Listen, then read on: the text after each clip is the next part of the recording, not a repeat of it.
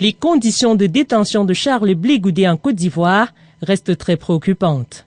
Selon les avocats de l'ex-leader de la jeunesse ivoirienne, ce dernier dort quasiment nu, à même le sol, ne voit pas la lumière du jour, ne bénéficie pas de soins médicaux et n'a droit qu'à un seul repas par jour. Les avocats de Charles Blé Goudé lui ont rendu visite vendredi dernier, deuxième du genre après celle du 30 janvier dernier dans le bureau du juge d'instruction. Nous avons rencontré un homme fatigué, amaigri et portant les séquelles de torture et des traitements cruels, inhumains et dégradants dont il est l'objet depuis son arrestation, ont-ils dénoncé avant d'exiger son transfèrement dans une maison d'arrêt. Charles Blé Goudé avait été arrêté le 17 janvier dernier au Ghana, extradé dès le lendemain vers la Côte d'Ivoire.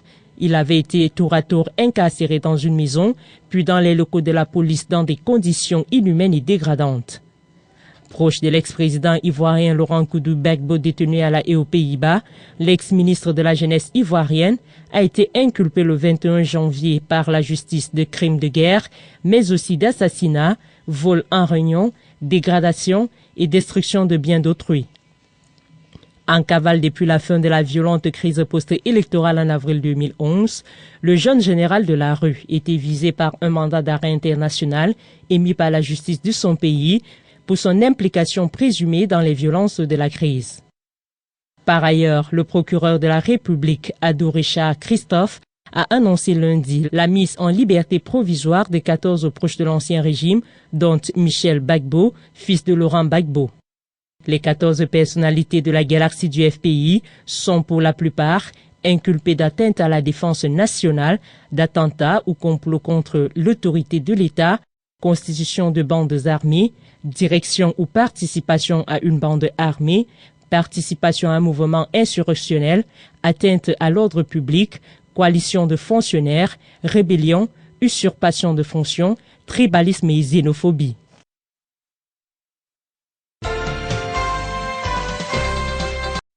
Daniel Galvan n'aura pas joui bien longtemps du vent de la liberté.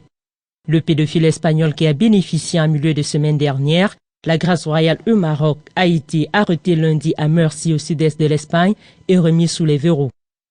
Au Maroc, le souverain marocain Mohamed VI a relevé de ses fonctions le directeur de l'administration pénitentiaire après que sa responsabilité ait été déterminée dans la quête diligentée par le palais dans l'affaire du pédophile.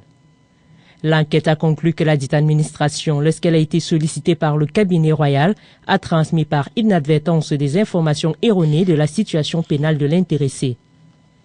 Mardi 30 juillet, à l'occasion de la célébration du 14e anniversaire de son accession au trône, 48 ressortissants espagnols incarcérés au Maroc ont bénéficié d'un pardon royal à la demande du roi Juan Carlos Ier d'Espagne, qui avait effectué une visite dans le pays le mois dernier.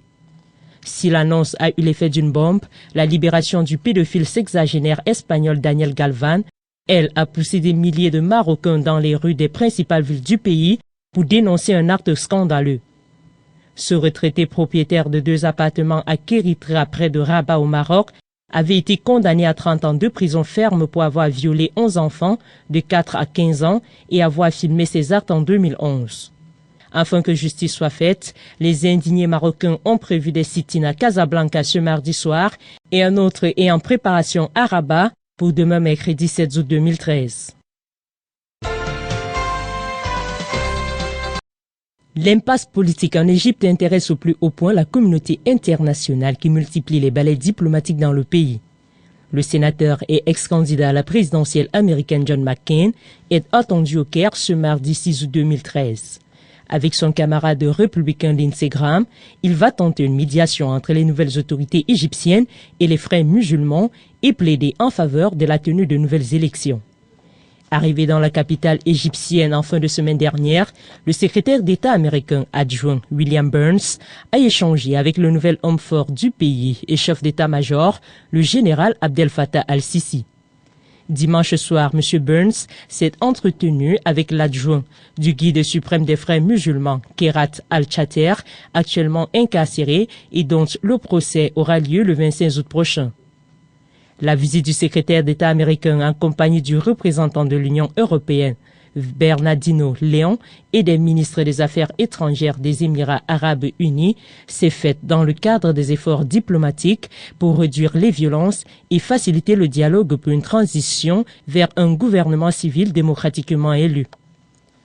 Après le coup d'État du 3 juillet dernier, les États-Unis ont clairement pris position en faveur du coup de force qui a coûté son fauteuil au président démocratiquement élu pro-islamiste Mohamed Morsi.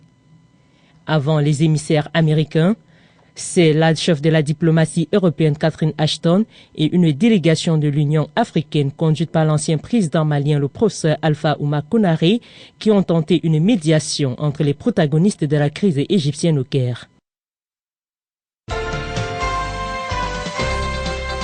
Les États-Unis sont depuis lundi en alerte vigie terroriste. Suite aux menaces terroristes et malins d'Al-Qaïda, Washington a pris des mesures préventives afin de protéger les citoyens et les intérêts américains dans les pays jugés à risque. D'où la fermeture temporaire de certaines ambassades et consulats en Afrique et au Moyen-Orient. Au total, 19 pays sont concernés, dont Maurice et Madagascar, ce jusqu'au 10 août prochain. Des leaders du réseau terroriste Al-Qaïda auraient menacé de s'attaquer aux intérêts américains à travers le monde. Le président de la Commission de la sécurité intérieure de la Chambre des représentants américains, Michael McCaul, affirme être en présence d'une des menaces les plus crédibles et les plus précises constatées depuis le 11 septembre 2001. Il y a un flot significatif évoquant des menaces et c'est à cela que nous réagissons, a expliqué le chef d'état-major américain, le général Martin Dempsey. Cela pourrait être un attentat énorme et va plus probablement se passer autour d'une ambassade, a pour sa part confié Dutch Ruppersberg, membre de la commission du renseignement de la Chambre des représentants. Selon un communiqué officiel émis par le département d'État, les ambassades des États-Unis à Abu Dhabi, à Amman au Caire, à Riyad, à Dharan, à Jeddah, à Doha, à Dubaï, au Koweït, à Manama, à Mascate, Sanaa, Tripoli, Antananarive, Bujumbura, Djibouti, Khartoum, Kigali et Port-Louis seraient les plus exposés au risque d'attaques terroristes. Le Royaume-Uni et la France, quant à eux, ont décidé la prolongation de la fermeture de leur représentation diplomatique au Moyen-Orient, notamment à Sanaa, jusqu'à la fête de l'Aïd el-Fitr.